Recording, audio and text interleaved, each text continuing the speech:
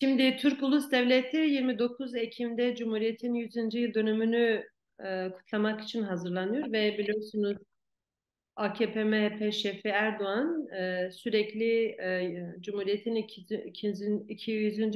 yılına çok daha güçlü gireceği vaadini Türkiye'de temel bir propaganda olarak uzun bir süredir dillendiriyor. Şimdi Büyük Cumhuriyet, ikinci Büyük Cumhuriyet'e girişi mevcut Türkiye haritasının, Türkiye Devleti'nin haritasını genişleterek girmek istiyor. Bunun için de 2012'den beri göz diktiği bir Rojava ve Güney Kürdistan coğrafyası söz konusu. Yani işgal üzerinden Kürdistan'ın iki parçasını Arap egemenliğinden kurtarılan işte Suriye ve Irak Arap egemenliğinden e, özel statülere sahip olan iki parça Kürdistan'ı Türkiye coğrafyasına işgal üzerinden dahil etmek istiyor. Şimdi bunun karşısında çok büyük bir mücadele var. Büyük bir gerilla direnişi söz konusu. Hem Rojava'da hem Güney Kürdistan'da hem Kuzey Kürdistan'da. Şimdi bununla baş edemeyince en son seçimlerden sonra işte Kuzey Kürdistan'da da seçimlerde umduğunu bulamadı halkımız. Türk devletin tüm faşizm girişimlerine rağmen Erdoğan'a hayır dedi. Yani faşizme hayır dedi. Kuzey Kürdistan'da böyle bir cevap verildi. Özellikle stratejik bölgelerde. Şimdi bu seçim sonrasında da tabii ki Kürtleri kaybettiğini fark etti. Yani Kürtleri kaybetti. Onun için bu kendisini de dinlemeyen, kendisine itaat etmeyen, boyun eğmeyen Kürtleri ortadan kaldırmak için yeni araçlara girdi. Bunun için de zaten biliyorsunuz bir savaş kabinesini oluşturdu. O savaş kabinesine göstermelik birkaç Kürt koydu. Bununla işte dünyaya bakın benim Kürtlerle sorunum yok gibi mesajını verdi. Yine Kürtlerle sorunu yokmuş gibi göstermek için Güney Kürdistan'da işte Hakan Fidan'ı en son Hevler ve Bağdat'a gönderirken sarmaş dolaş görüntülerle bakın Kürtlerle sorunum yok gibi bir manipülatif politika uyguluyor. Diğer yandan Kürdistan'da işte bu savaşta sonuç almak için baktı ki kendi gücü artık yetmiyor. Onun için 10 yıl öncesine kadar biraz başarabildiği bu anti-Kürt cephesini tekrar canlandırma, işte Irak'ı Kürtlere karşı kışkırtma, İran'ı Kürtlere karşı kışkırtma, yani klasik bildiğimiz eski sömürgecileri bir araya getirip hadi birlikte Kürtleri yok edelim, Kürtlerin kazanımlarını ortadan kaldıralım. Şimdi Bağdat ve Hevlir ve Tahran ziyaretleri bununla gerçekleşti. Bütün bunlar da Erdoğan Birleşmiş Milletler Genel Kurulu'na gitmeden önce yapıldı ki diplomatik pazara gidince elinde bir güç bir şey olacak, bir sonuç olacak. Dosyasında şimdi var işte ben şurada şunu bunu e, yok ettim. Sizin de çıkarınız var diyerekten kendisi kendi aklınca bununla politika ve diplomasi yapacağını düşünüyor New York'ta. Diğer yandan tabii dünden beri kendi ailesel çıkarları için Kürdistan'ı gözden çıkaran bir KDP gerçekliği var. İşte bundan dün arkadaşımız Deniz katledilmeden önce de Brados alanına yoğun sevkiyat yaptı. Fiili bir savaşa girmenin hazırlığını yaptı KDP. Diğer yandan zaten Hakan Fidan Tahran buluşması sonrası doğulu güçlere yöneldi. Silahsızlandırma, yani Orta Doğu gibi savaşın cenderesinden sen gel Kürt örgütlerine silah indir dayatmasında bulun. O zaman diyeceksen sen de Peşmerge ordunu lave et. Madem silahlı mücadelenin dönemi geçmişse buyur sen önce başlat. Bunu yapmıyor, başkalarının teslimiyeti dayatıyor. 69'da yaptıkları gibi Doğu Kürdistan'ı bunu tekrar dayatıyor. Zaten o dönem Mullah Mustafa Barzani bunu yaptı. Şimdi de oğulları ve torunları devam ediyor. Yani bu cepheden de zaten dünden beri kendi çıkarları için Kürdistan'ı gözden çıkarıp dar bir çıkarım menfaati için işbirliğine hazır olan bir KDP gerçekliği var. Şimdi bunun sonucu olarak savaş çemberini tabii AKP güçlendiriyor. Yani Erdoğan faşizmi güçlendiriyor. Siyasal suikastlar, işte bir de diyelim Süleymaniye'de yurtseverlerin çok daha güçlü olduğu bir bölge. Bu halktaki güçlü yurtseverlik duygusu tabii siyasete de dizayn veriyor. Yani Süleymaniye siyasetine de dizayn veriyor. Yine tabii kısmen İmam Celal'ın da mirası var bu siyasette. Ona da bir uyarı yapılıyor. Aynı güne göre de saldırılıyor. Yani dahil ol bu savaşa. e, yani KDP'nin Türk Devleti ile Hakan Fidan sürecinde yaptıkları pazarlıklar bu noktada şey yapıyor. Muhtemelen Kuzey Kürdistan'da da böyle benzeri çıkışların hazırlığını yapıyordur siyaseten. Yani bir bütünen bir çembere alma. Çünkü 29 Ekim'e az kaldı.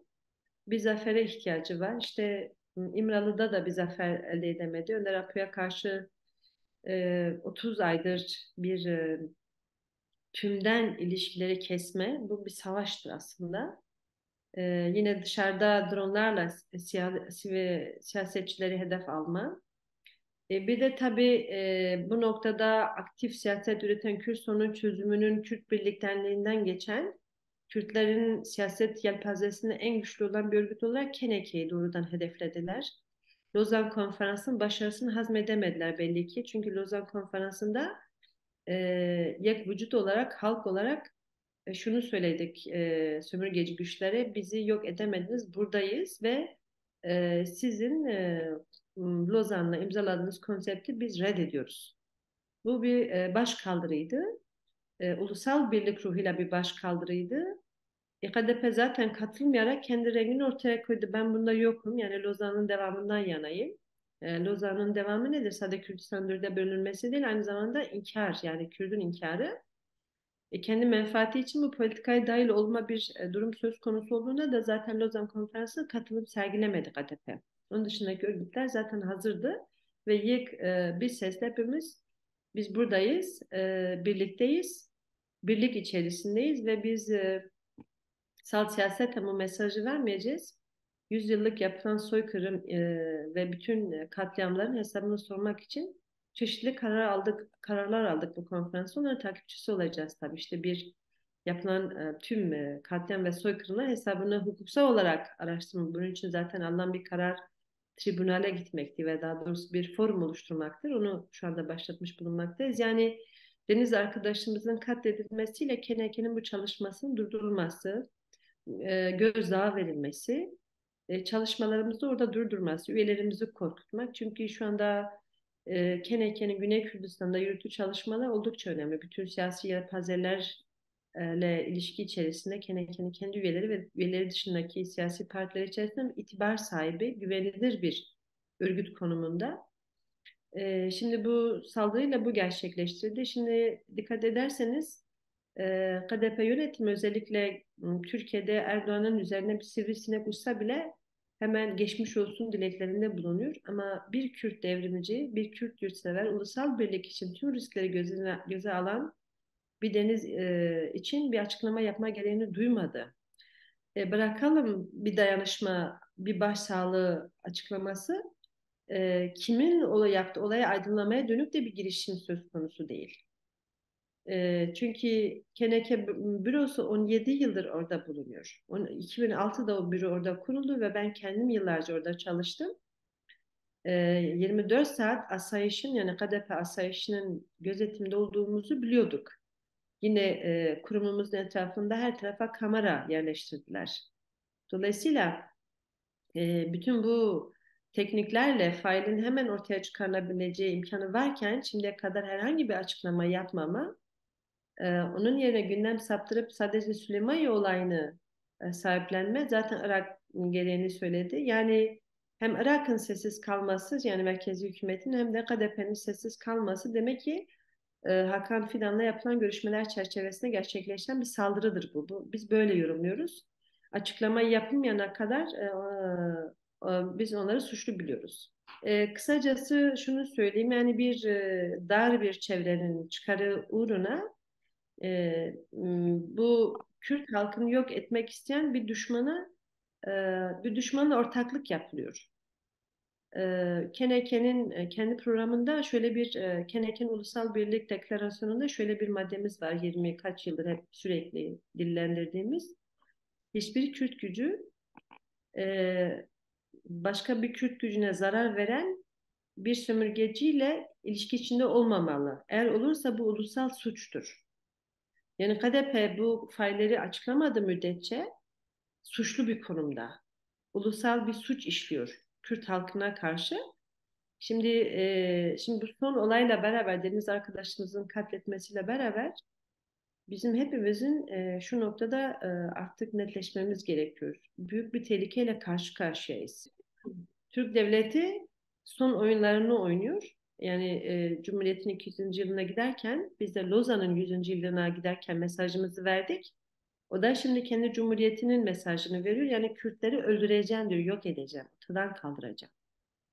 Şimdi burada şu partili misin, bu partili misin değil, kökten kökünü kazma. Şimdi neden özellikle PKK ve ona sempati duyanlar onlara karşı esasında saldırı gerçekleştiriyor? Çünkü şu anda binlerce gerilla Güney Kürdistan'daki verdiği mücadelenin yegane hedefi Türk devletinin burayı işgal etmemesidir.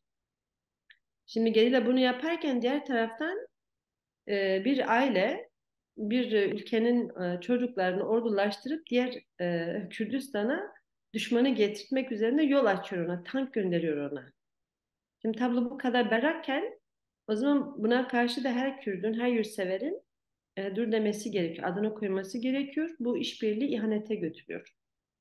Şu anda KDP ihanet politikasının altyapısını hazırlıyor. Brados bölgesine tank götürmekle.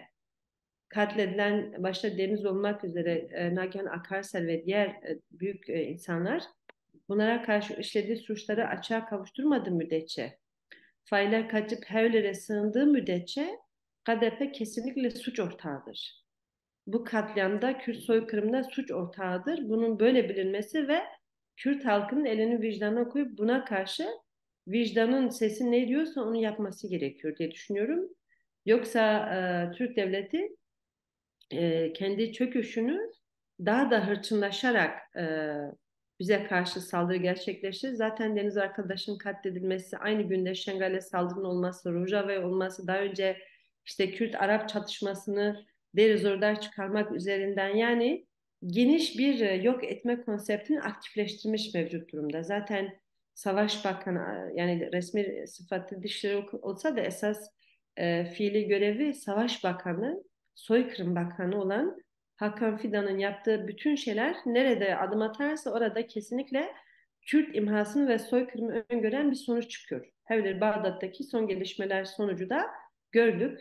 Ne kadar Kürdistan'ın üç parçasını Rojlat'ı da giderekten Kürtlere karşı kışkırtma diplomasisini yapma, yani topyekün bir saldırı girişiminin hazırlıkları söz konusu. Bu açıdan durum Kürtler açısından kritik. Onun için zaten gerilla görevini yapıyor. Hep yaptı. Şimdi de yapıyor. Şimdi sıra Kürt siyasetinde, Kürt halkında. Buna karşı ciddi tavır koymak. Özellikle de iç politikada düşmana yani ölüm döşeğinde olan, bunun için son nefesiyle üstüne gelen düşmana nefes kazandırmama, bir Kürt tarafı nefes kazandırmaması için gerçekten ayaklanmalı halkımız. Diğer yandan diplomatik olarak hani biz Lozan'ı hep anlatırken, Lozan'da tabii çok sömürgeci güçler, hem bölgesel hem küresel güçler zayıf Kürt kartından her zaman faydalandılar. Yani Kürtlerin isyanlarına karşı güç getiremeyince hep Kürt'ün içindeki yarasını kullandılar. Kürdistan tarihi açısından da KDP'nin 70'lik yıllık deneyimi hep bir yaradır. Kürdistan, yani Doğu açısından da bu böyledir. Doğu'nun kaç tane devrimini bertaraf etti güneydeki KDP. Orta bir tutumla biz bu süreci götüremeyiz. Çünkü Türk devleti çok kararlı bizi yok etmek için. Biz de yok olmamak için bir o kadar kararlı olmalıyız. Ve başlatılan tecrit politikasına karşı her ne kadar mücadele verdiysek, oradaki o başlangıç noktasına tekrar dönüp, çünkü oradan yaşadığımız bu topyekün savaş orada başladı. Orada bir topyekün savaş ve dikkat ederseniz hiçbir şekilde bilgi alınamıyor. Önder Apo'nun üzerinde farz edilen bu işkence sistemini şimdi bana göre gücümüzü, ulusal birliğimizi İmralı'da Kürtlerin kaderi çizilen yerde Lozan'ın sonucudur İmralı. Lozan'ın parçalanması da İmralı'da Önder Apo'nun temsil ettiği, Önder Apo'da ifadesini bulan özgür Kürdün özgürleştirilmesi mücadelesine daha kenetlenerek bu konsepti topyekün imha saldırılarını boşa çıkarabiliriz diye düşünüyorum. Bu gücümüz fazlasıyla var.